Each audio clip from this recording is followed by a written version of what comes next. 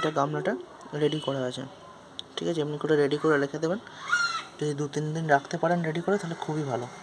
এইরকম করে হাতে করে একটা কেটে নেবেন, একটা সাইড করে কিন্তু, ঠিক আছে। যতটা টিউবার থাকবে এরকম করে কেটে নেবেন, এরকম করে কেটে নিলেন,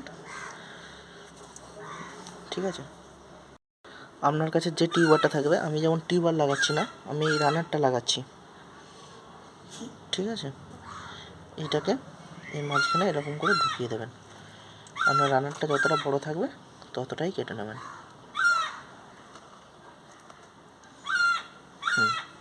এটা হয়ে গেল।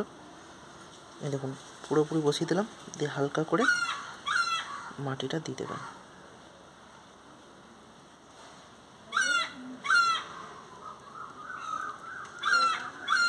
দেখুন কমপ্লিট হয়ে গেলো। এরপর জল দিয়ে দেবেন। জলটা এমনভাবে দেবেন যেন গর্ত ফর্ত না হয়ে যায়, ঝাঁঝরি করে দেবেন, নাহলে মগে করে নিয়ে হাত পেতে দেবেন।